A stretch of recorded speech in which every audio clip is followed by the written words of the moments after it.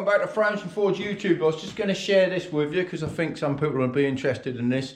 I always try and out, most of the stuff we do is really heavy, our equipment, but as we get different jobs we end up moving stuff around, you end up busting your backside trying to move it. So I try and put most things on wheels. Now when I'm making all my tools and stamping out all my tongs that we make, I had a little fly press and I used to just have him on a stand and then forever dragging it around. So I wanted to put it next to the machine, so I've Anvil mounted it. Come and have a look at this, look.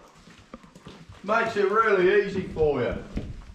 So what I'm normally doing is, I'm drawing out the reins on this machine.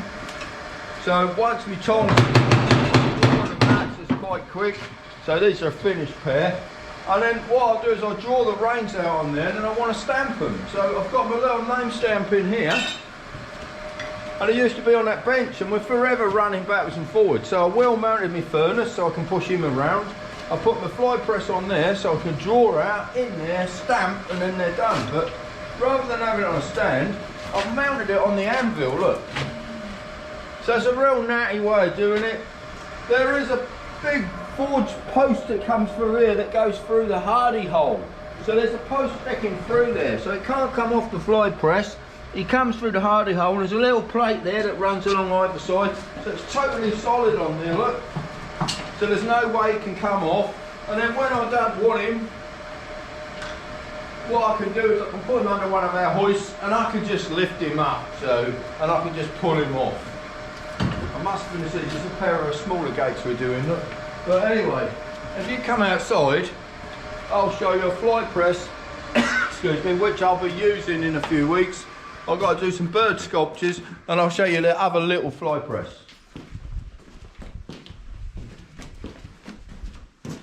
I don't know how many tons this is, but I'm probably getting about 35 tonne out of this, I would think.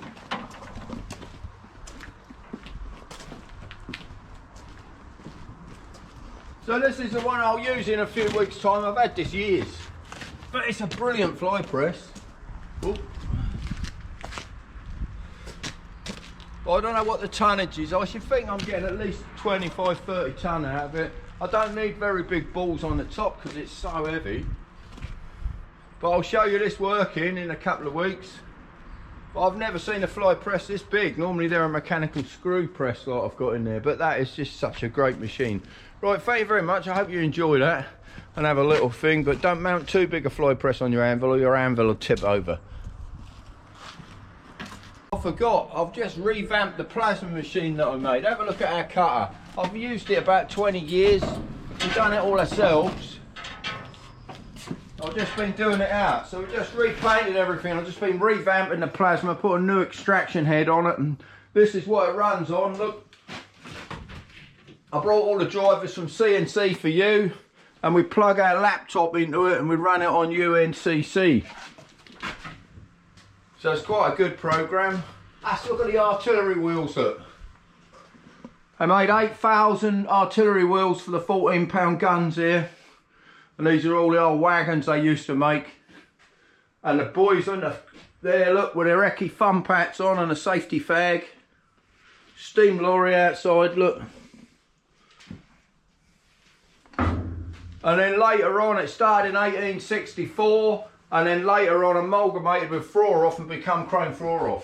And that's some of the wagons they made.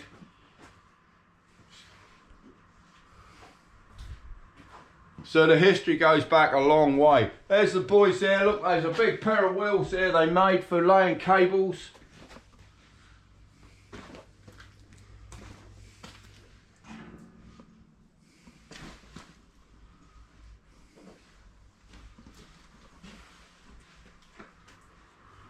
So it's important really to keep your history going. It's all local history. All the pictures are on glass plate and I developed them all so kids can come and have a look. Right, well I hope you enjoyed that.